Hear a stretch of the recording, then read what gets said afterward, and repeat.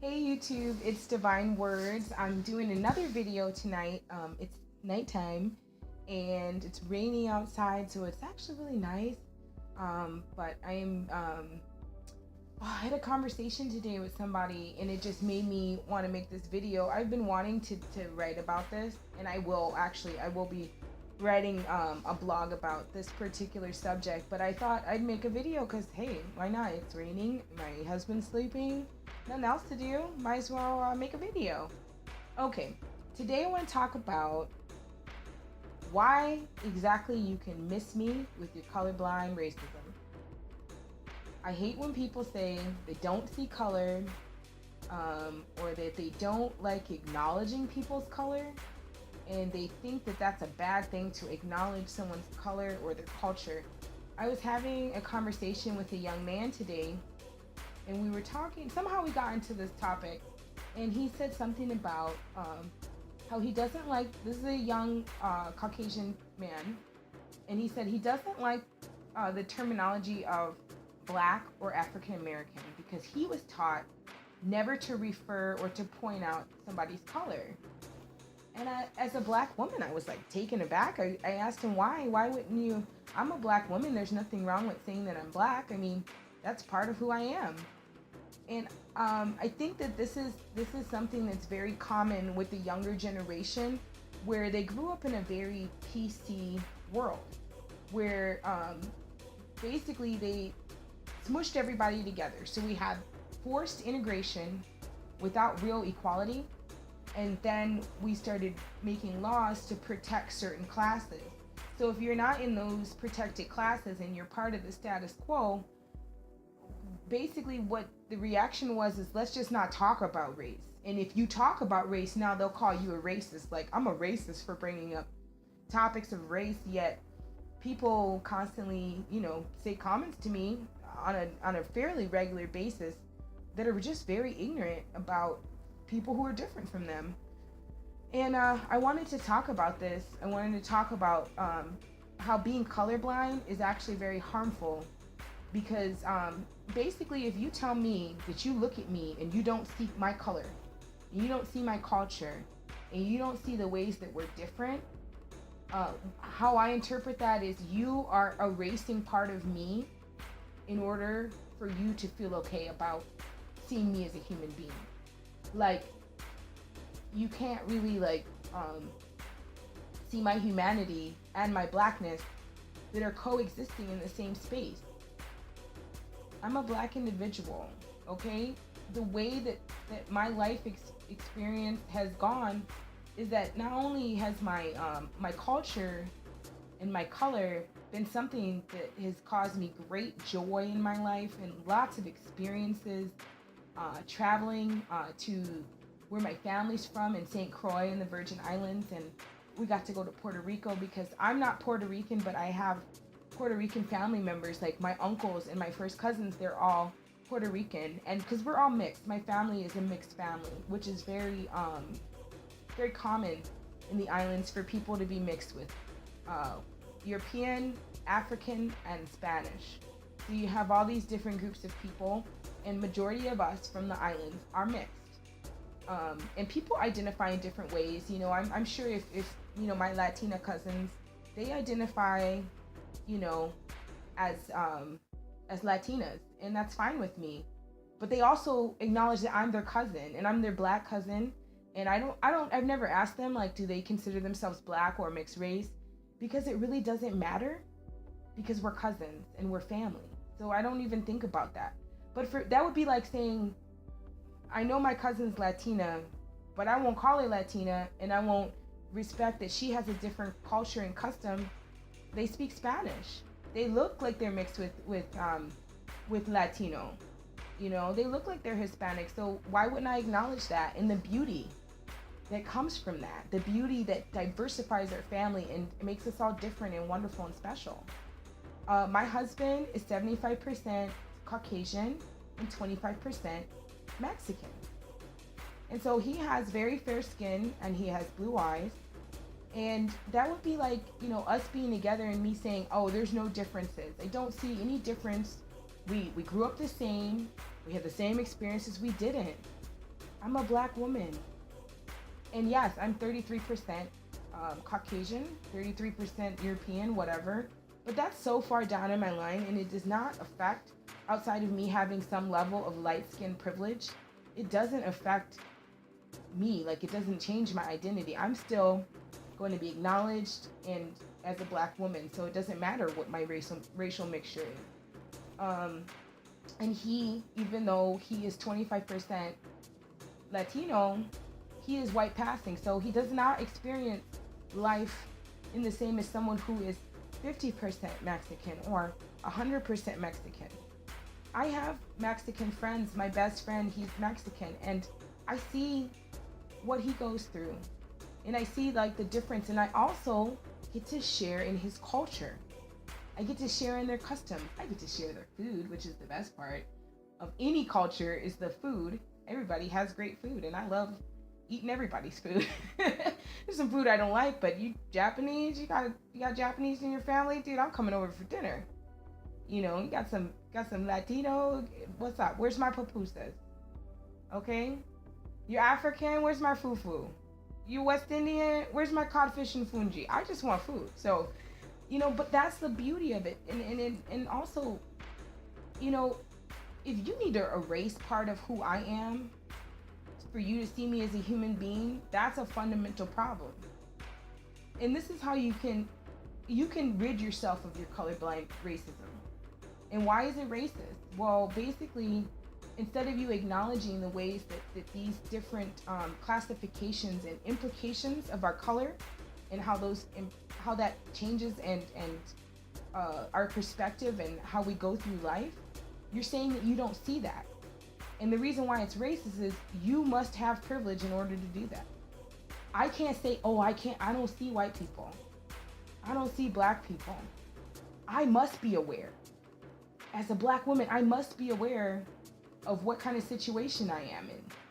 I have to, because my life depends on it.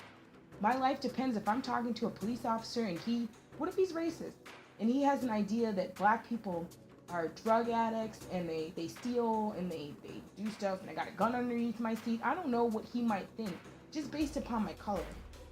So I need to be aware of the fact that there are people who perceive me differently because of the color of my skin. You know, if you're colorblind racist and you own a company and you say, oh, I don't see color, well then you may not notice that you don't have any black employees. Like when I talk to people at my job, I'm the only black person there and I go, hey, I'm the only black person. And they turn around, they go, you're right. They don't even notice. They don't notice because they don't experience that. They don't even think about what that would be like to be the only one that looks like you, that shares your culture. And now you become the spokesperson for your whole race. And that tends to fall on my shoulders because I tend to be in a lot of white environments where there's a lot of people who don't look like me. And I'm fine. I can be around anybody. I don't have a problem with being around white folks, black folks, you know, Asian, Latino. I got East Indian friends. I love everybody. You know, so there are ways to rid yourself of this colorblind racism. And number one, you have to be honest with yourself about what you mean. Don't point out you're not supposed to talk about someone's color. What I told this young man is nothing wrong with you seeing my color and acknowledging me as a black woman. I want you to see my blackness.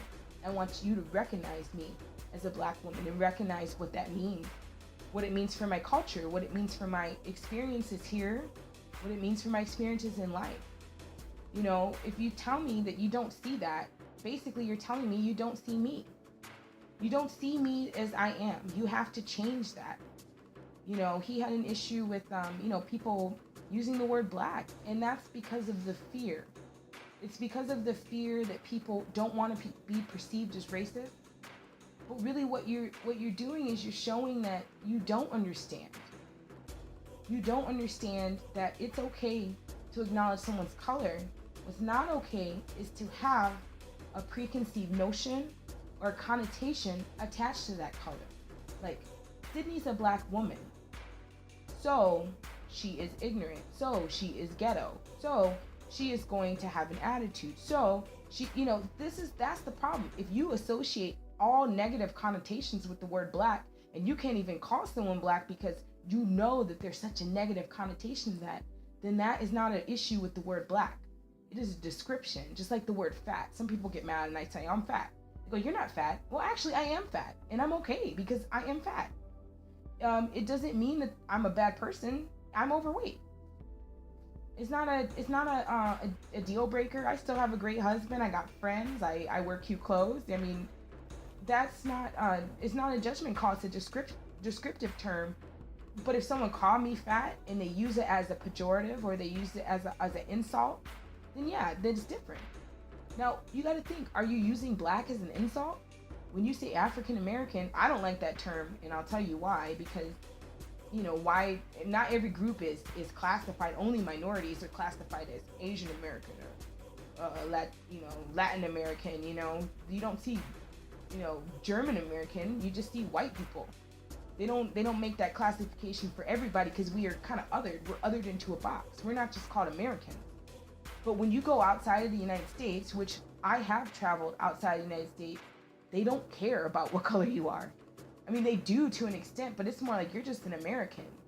Just like I went to a conference and there was a ton of islanders, and I'm like, oh my God, islanders! They were from Jamaica and Barbados, and from all different places, St. Croix, other cruises. I was like so happy, and they barely talked to me because I was American. They didn't care that I was actually like second generation in the United States. They didn't care about that. But when I meet other Crucians and Islanders in the United States, we do have that bond. So, it's only in America that we really look at each other like that. We don't look at each other as Americans. But I have a big problem with you not acknowledging my blackness, because I am black. And if that shatters your notion of what that means, then perhaps you need to think about how you perceive other people. Are you prejudiced? Are you bigoted? Do you have thoughts in your head like this? When you call someone black, does that mean something to you? Does it mean something negative? Because that's the problem I have, is when you use black as like a term to degrade me or try to say something negative to me, then yeah, I do have a problem with that. But me being black, I feel like I'm black, y'all, and I'm black, y'all, and I'm blackity black, and I'm black, y'all. I love it. I love being black. I love my skin color. I love my hair. I love my culture, and I love where I come from. And I love all the different parts of me, but me saying that I'm black or not acknowledging that there's a difference in the way that my husband might be treated or how we're treated when we're together. Because nobody knows he's 25% Latino. He doesn't even look Latino. He looks white, and he identifies as white because that's how he is treated in life. He didn't grow up with any of his Hispanic or Latino culture in his life, period. He didn't grow up like that. He grew up as a white person. So, that's obvious that there's going to be some differences. There's going to be differences. And my husband, which is the reason I love him, is he fully understands, not fully understands in the sense that he experiences it, but when I tell him I experienced this and it's because I'm black, he actually believes me because he had black friends growing up. And, he would hear their experiences and he'd go, really? That happened to you? And then he'd be with them. And then those things would happen when he was with them. And then he realized that it's not like all black people are just telling lies and we're making up tales and spinning tall tales about racism. Like, he really saw that. So when I come home and I tell him, dude, someone touched my hair again, or someone said this racist comment or whatever, he knows that I'm telling the truth because I don't sit there and make that up, but he is acknowledging my blackness. And he's not asking me to change my hair. He's not asking me to change myself. He doesn't ask anything of me. He's just there to listen. And no, he can't relate to everything. He can't relate to everything because he's white. How is he gonna relate to everything I go through? But even a man can't relate to everything a woman goes through, and I can't relate to the things that he goes through. I mean, there's gonna be parts where we don't intersect in our understanding to have sympathy, but you can have empathy for a person. You can empathize with their situation and say, if I was in that situation, that's how I would feel. The experiences of my husband, we moved to a suburban area. My family's been living here for years. When people see me, they like look at me like, why are you here? A lot of people won't even talk to me. When they see him, the neighbors were waving at him, and he had never even been there. He was just walking down the street, walking around a strange neighborhood, and nobody said anything to him. But I am stopped in my parking lot while sitting out in my car looking at Facebook. I get stopped in my own parking lot by police, and it's happened at least 3 times since I've lived here, where I'm just stopped. My mother's been followed. You know, we used to get followed to our house not every single night, but it was like on a consistent basis. I mean, I was pulled over constantly out here in the suburbs, and every time they pulled me over, they never issued a ticket. They never did anything. They were just pulling me over because they saw a black person in the car and they figured I was not supposed to be there. You know, this happens to us. And when you say you're colorblind and you don't see that, then you can never even fathom that this would happen based upon the color of our skin. Because regardless of whether you say you see my color or not, you know you do. You know you do. I am a beautiful, brown, caramel-complected woman. I have a big West Indian nose. I have beautiful high cheekbones. These things, I have nappy hair. Beautiful nappy hair. And it's because I'm black. So if you're sitting there talking about, oh, I don't see race, I don't see color, you can miss me with that. You cannot be my friend, because all my friends, you better know that I'm black. And I'm proud of that. And you want to call me your beautiful chocolate sister, and you want to give me a high five. I got my white girlfriends that tell me, girl, you got that black girl magic going on, because they recognize what that means to me, and it's part of my identity. Accept me as a black woman. Accept me as a black woman. Don't try to erase part of me to make yourself feel better or to ease your white guilt, because it's just not going to happen. If you have an issue with that, maybe you need to think about, what does that mean to you? You know, does black imply something negative? And if so, who taught you that? And what in your society, in your life, in your family, reinforces that in your mind, that you actually think black, calling someone black or saying that someone is black is actually like a negative thing, to the point where you can't even say it. You can't even say black or African American, or I hate that term. I already told you why I hate that term, but you can't say that. You know, what does that mean? I mean, none of these videos are videos I have the answer for, but I have my own opinions and way I look at things. And I generally end up asking people, what do you think? You know, you got to ask yourself questions, and then you got to figure it out. All I'm saying is, when you see me, you better not tell me that you don't see me. Because if you don't see me, and I'm invisible, and my color and my skin and my culture is invisible, and that's the only way you can see me as another human being that's equal to you, then we need not even interact. Don't approach me if you're colorblind, and I see your color, and I love the things that make you different. So that's what I had to say tonight. I'm really good at talking a lot, so I got 18 minutes tonight. I'm sorry for the lighting, weird Alfred Hitchcock thing going on, but it's all good. It's nighttime. Anyway, guys, I'll talk to you soon. Yeah, whenever I come up with another thing to rant about, you will have another video. All right, guys, I love you. Black, y'all, and I'm black, y'all, and I'm blacker than black, and I'm black, y'all, and I'm black, y'all, and I'm black, y'all, and I'm blacker than black, and I'm black, y'all. I'm blickety black, blacker than black, black, I'm blacker than black, yo, because I'm black and I'm black.